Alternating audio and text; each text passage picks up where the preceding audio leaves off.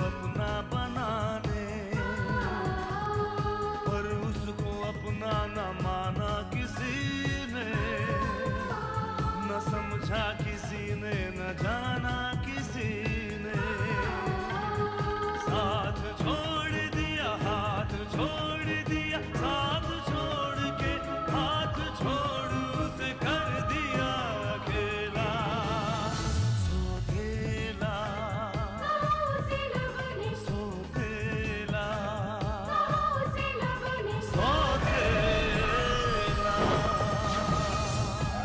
क्या आप ये चाहती है कि स्नेहा की शादी के बाद मैं इस घर में कभी कदम न रखूं? तुम्हारी इतनी दुश्मनी तो नहीं है युगांग से। लेकिन अगर ये शादी हुई तो हो जाएगी। का क्या होगा स्नेहा जी? ये तो मुझे नहीं पता गौरी, लेकिन मैंने सोच लिया है कि मुझे क्या करना है। स्नेहा जी, अब सच्चाई बताने का वक्त आ गया है युगांक। तुम्हें सच्चाई बतानी होगी युगांक। सिर्फ एक बार केतकी आकाश मेरी मुट्ठी में आ जाए, फिर देखना मैं कैसे विक्रम आर्य को नीचे दिखाता हूँ। आपकी वो ज्वेलरी जो आपने उस दिन पार्टी में पहनी थी, क्या वो बेच दी? वो चोरी हो गई थी। तो क्या वो मेहता ज्वेलर चोरी का माल भी रखता है? मेहता ज्वेलर्स? तो शुभम के साथ ये सब नाटक कर क्यों रही है? टीना, ये सब नाटक मैं इसलिए कर रही हूँ क्योंकि मैं चाहती हूँ हमेशा के लिए शुभम मेरा हो जाए।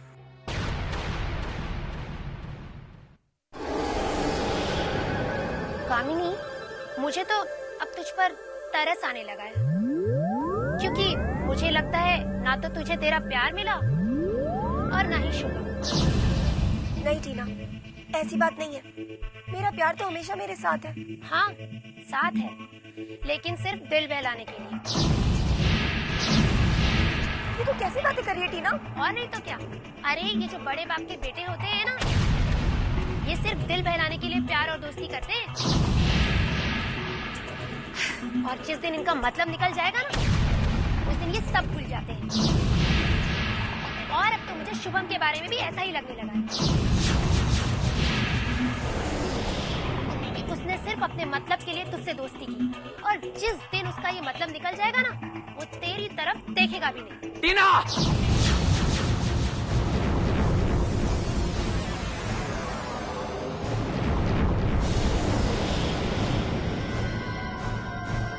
तुम ये क्या बकवास कर रही हो? कुछ नहीं शुभम, मैं तो बस यूं ही मजाक में कह रही थी। मजाक में कह रही थी या मेरी इज्जत का मजाक उड़ा रही थी? शुभम, वो मैं... अगर तुम कामनी की फ्रेंड नहीं होती ना, तो पता नहीं मैं क्या कर देता। बेहतर यही होगा कि तुम यहाँ से चली जाओ।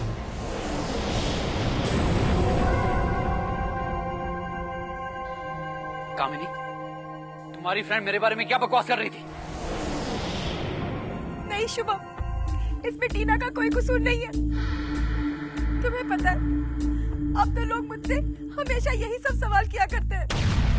यहाँ तक कि भैया और भाभी को भी यही लगता है कि हम दोनों के बीच में कोई प्यार नहीं है, बल्कि एक खेल है, गंदा खेल। कामिनी, ऐसा नहीं हो सकता। कोई मेरे प्यार को गाली दे, ये मैं कभी बर्दाश्त नहीं कर सकता। कोई बात नहीं शुभम, इसमें तुम्हारी गलती थोड़े है। मैं जानती हूँ कि तुम बहुत मजबूर हो, इसीलिए मुझे तुमसे कोई शिकायत नहीं है। अरे ये तो मेरी किस्मत में ही लिखा है कि शायद मेरा प्यार ही मेरी बदनामी का कारण बन जाएगा। And you know Shubham, even you can't help it.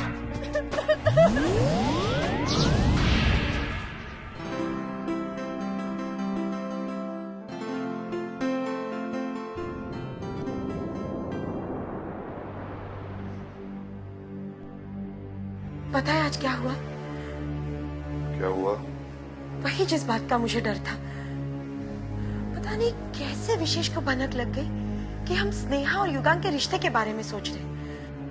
हाँ, वो मुझसे भी नाराज था। पूछ रहा था कि हमने स्नेहा के लिए युगांक को कैसे पसंद कर लिया। पता नहीं क्यों इतनी नफरत कर बैठा है। बिल्कुल भी पसंद नहीं करता वो युगांक को। आज तो वो धमकी भी देके गया है। अगर स्नेहा की युगांक से शादी हुई तो वो इस घर में कदम भी नहीं रखेगा। अच्छा, ऐसी धमकियां तो पुराने जमाने में दी जाती थी। ये लड़का भी। वैसे आपने युगांक से इस बारे में कोई बात की थी? मैंने तो नहीं की। हाँ, महेश को भेजा था मैंने उसके पास। ये आपने अच्छा किया। पता नहीं आप इस बारे में बात कर पाते भी या नहीं। वैसे क्या जवाब दिया युगांक ने? महेश तो कह रहा था कि उसने सीधे सीधे तो नहीं कहा, लेकिन मना कर दिया। महेश ने उसे सोचने का वक्त दिया है, बट आई डोंट थिंक वो इस रिश्ते के लिए तैयार होगा। विशेष तो ये सुनकर बहुत खुश हो जाएगा। लेकिन मुझे ये सुनकर अच्छा नहीं लगा था। जानती हो शकुंतला, इस रिश्ते के लिए मैं अपने आप को तैयार नहीं कर पाया था। परंतु जब महेश ने मुझे कहा कि युगांक ने इनकार कर दिया है, तो मुझे लगा कि जैसे मेरी बेटी का किसी ने अपमान कर दिया हो। कोई कैसे मेरी फूल सी गुड़िया को रिजेक्ट कर सकता है? ऐसा क्यों सोचते हैं? हो सकता है कि उसकी भी कोई मजबूरी हो, और फिर ये जरूरी नहीं ना कि वो हमारी स्नेहा को पसंद नहीं करता इसलिए उसने रिजेक्ट किया। वही तो मैं जानना चाहता हूं कि उसने इनकार क्यों किया। आखिर क्यों?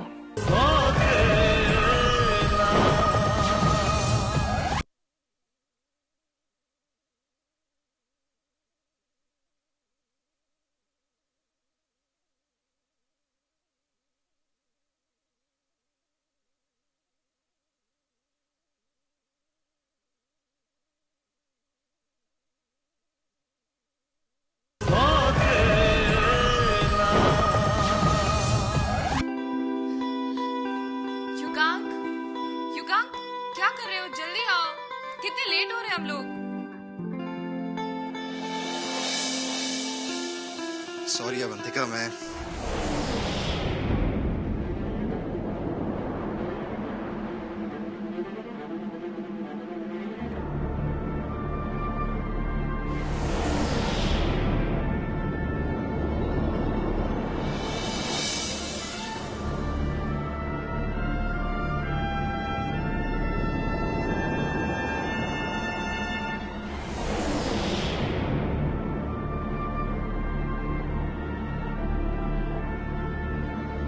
स्नेहा,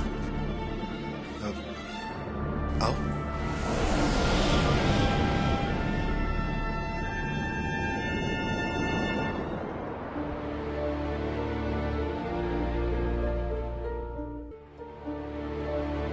आप लोग कहीं जा रहे हैं? नथिंग इम्पोर्टेंट, तुम बैठो।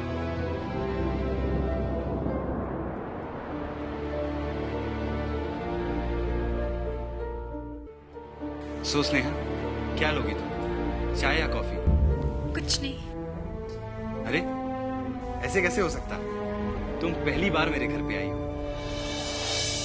बताओ, क्या लोगी? मेरी मजबूरी ना होती तो मैं आज भी नहीं आती। मजबूरी? ऐसी क्या मजबूरी?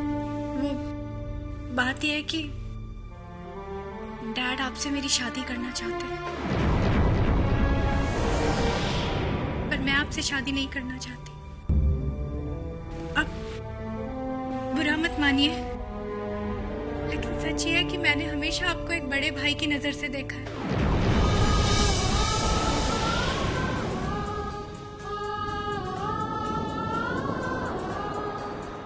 मैं आपसे शादी नहीं कर सकती। स्नेहा, अगर तुम मुझे अपने भाई की नजर से देखती हो, तो तुम्हारे अंदर भी मुझे अपनी छोटी बहन नजर आती है।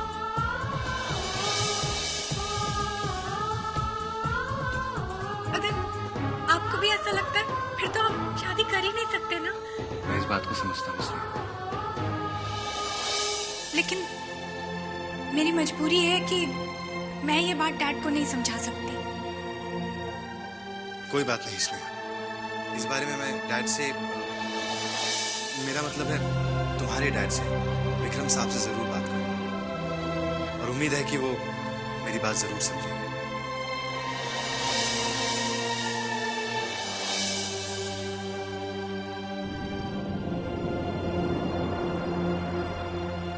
आपसे यही उम्मीद लेके आई थी। तो उम्मीद रखो स्नेहा, मैं तुम्हें ना उम्मीद नहीं होने दूं।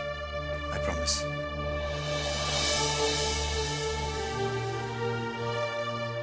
स्नेहा, क्या तुम युगांक से सिर्फ इसीलिए शादी नहीं करना चाहती या कोई और भी वजह है? एक और वजह भी है। वो क्या है स्नेहा? मैं एक लड़के से प्यार करती हूँ, लेकिन इसके बारे में कोई कुछ नहीं जानता। कौन है वो लड़का स्नेहा? उसका नाम आकाश है। स्नेहा, कहीं ये वही लड़का तो नहीं जिसका तुम्हारी गाड़ी से एक्सीडेंट हो गया था? वही आकाश है, लेकिन वो मुझे बहुत प्यार करता है और उसने मुझसे वादा किया है कि वो मुझे हमेशा खुश रखेगा। तो फिर मैं भी तुमसे वादा करता हूँ स्नेहा कि मैं तुम्हारी खुशी तुम्हें दिलाकर रहूंगा। लेकिन डैड, तुम उसकी बिल्कुल फिक्र मत करो। विक्रम साहब को किस तरह समझाना है वो मुझे अच्छी तरह आता है। और एक बात, अगर तुमने मुझे अपना भाई माना है तो मुझे भी भाई का फर्ज निभाना है। और भाई का फर्ज ये होता है कि वो अपनी बहन की खुशियों को पूरा करे। हाँ स्नेहा, मैं तुम्हारी हर खुशी को पूरा करूंगा। I promise. भाई,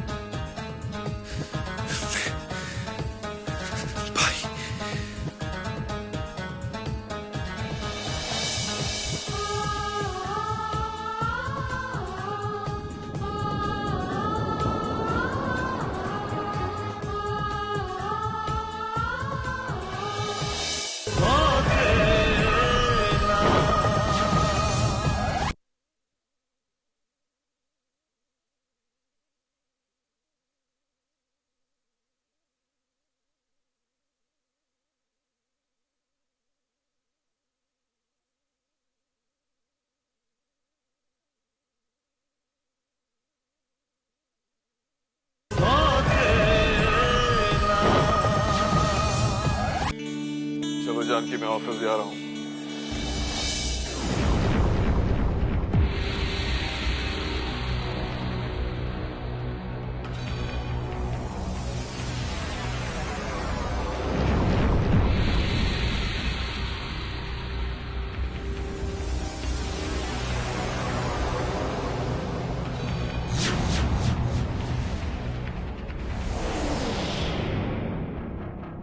ओह,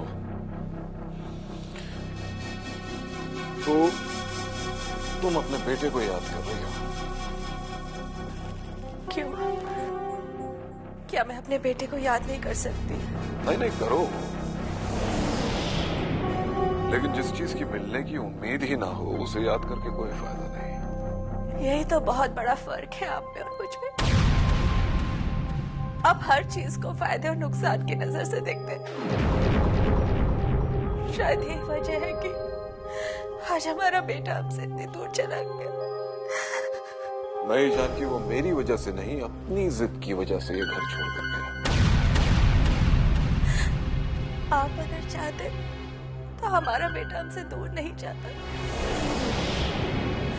हम आज भी अगर चाहे ना तो उसे वापस ला सकते हैं। बिल्कुल नहीं जानकी, अगर तुम ये समझती हो कि हम उसके पास जाएंगे, गिड़गिड़ाएंगे, माफी मांगेंगे, तो हमसे ये बिल्कुल नहीं होगा। नहीं, मैं आपसे माफी मांगने के लिए नहीं कह रही, लेकिन अगर आप उसके पास जाकर एक बार उसे प्यार से कह देंगे ना, तो मुझे यकीन है कि वो वापस जरूर आ जाएगा। नहीं जानकी, वो खुद इस घर को छोड़कर गया है। हम उसकी चौखट पर कभी नहीं जाएंगे। तो ठीक है, अगर आप नहीं जा सकते तो मैं चली जाऊंगी। मैं हो जाके अपने बेटे को लेकर आऊंगी। नहीं, तुम भी नहीं जाओगी। क्यों? क्योंकि इस घर के दरवाजे उसके लिए हमेशा के लिए बंद हो चुके हैं, और इस घर का कोई भी फर्द उससे मिलने की कोशिश करेगा तो उसका भी वही अंजाम होगा। समझे तुम?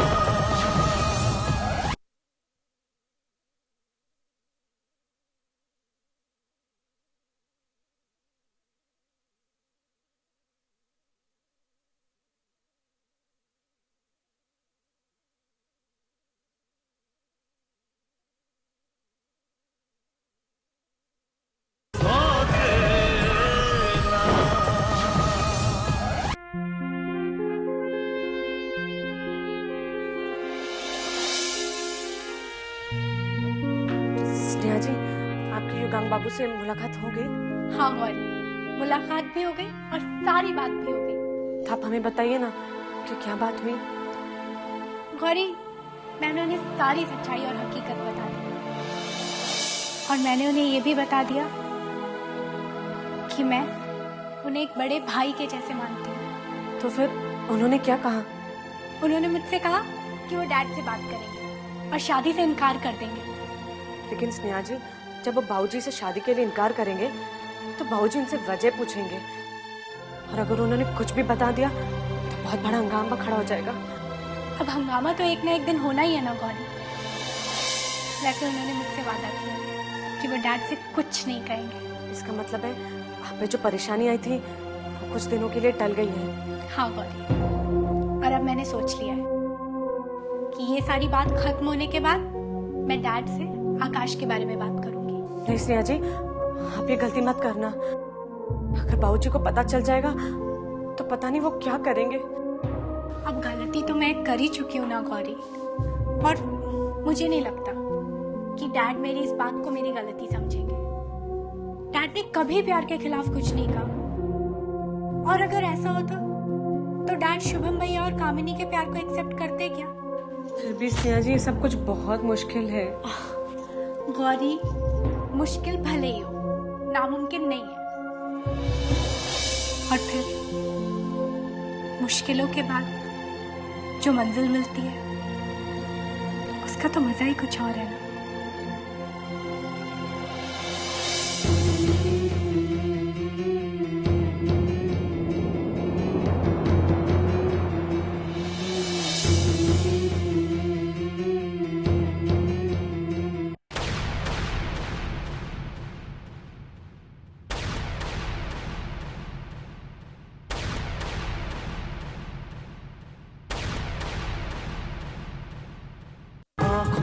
ख्वाबों की बारात लेके,